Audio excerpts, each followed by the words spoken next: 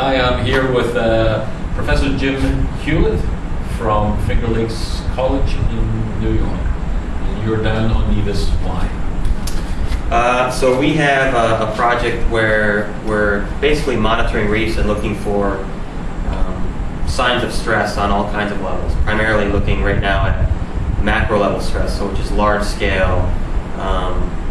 So this would be things that overfishing, impacts from overfishing, pollution, sedimentation, and so there's all these different variables that we measure to determine the health of a reef, and then we sort of match that data up with what we know about what types of fishing is going on, what type of sedimentation there might be, storm data, to just get an overall picture of the health of a reef. So do you have areas of reef that you've picked out, like a meter on this reef and a square meter on another reef, and like how many tests?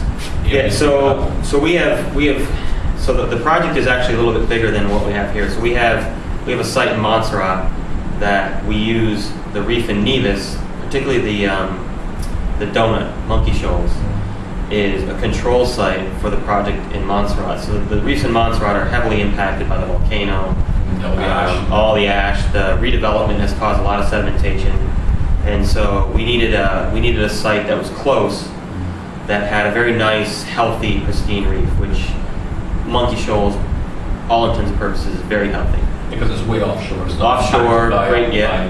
Coastal development. Correct. Great fish diversity. So is it only the monkey shoal you do, or is it other reefs around? So we use that one as our control site. So this is like an example of a healthy reef. And then what we do is we also have a site in the Narrows, and we have two sites on the leeward side of St. Kitts that we think are areas that might be worth looking at based on what we know from the amount of human impact that goes on there.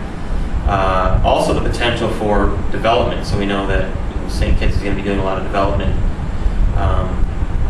with new hotels and things on that side. So we want to make sure that we get a nice baseline set of data in terms of the health of those reefs before anything happens that it's too late to get that information. So and I partner up with Reef Check because we try to use their methods, which will allow us, the data that we collect here, we can compare with other surveys that are done throughout the world to get a real nice picture of the overall status of the reefs here. I know back in 2005 we had a major coral bleaching event all through the Eastern Caribbean. And there's been several reports from NOAA and others saying that this year the ocean temperatures are similar. The highest temperatures are recorded, and we're still in June. Do you think we're going to have another coral bleaching event this year?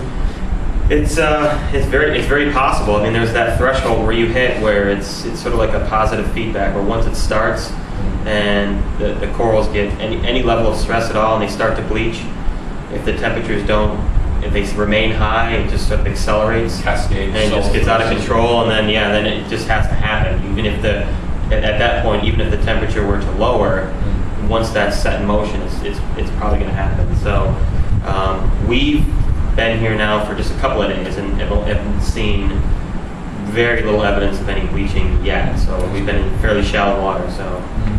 But the water's warm.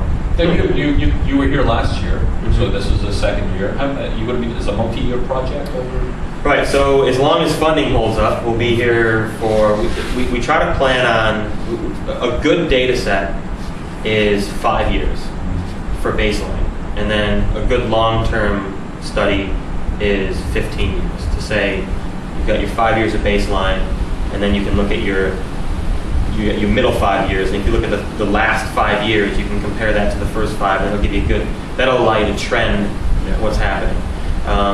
Where that's been done throughout the Caribbean, the overall picture is a slow, steady decline everywhere. I've seen it on the reefs here, particularly ones around near the Atlantic side, where there's a lot of gravel mining, and sedimentation is washing out and completely destroying the reefs. Yeah. So, and then tomorrow you're going to be helping us with our new marine archaeology project. Yeah, this is exciting because we have students who have been trained on how to do underwater surveys, surveying reefs, but their mindset right now is all about underwater surveys. It's been a good coincidence because we have this British frigate you'll be hearing more about later, and we need to do some survey work, and Jim and his students have been nice enough help us out for an afternoon and do some preliminary mapping of the site. So Yeah, they're looking excited. forward to that. Yeah.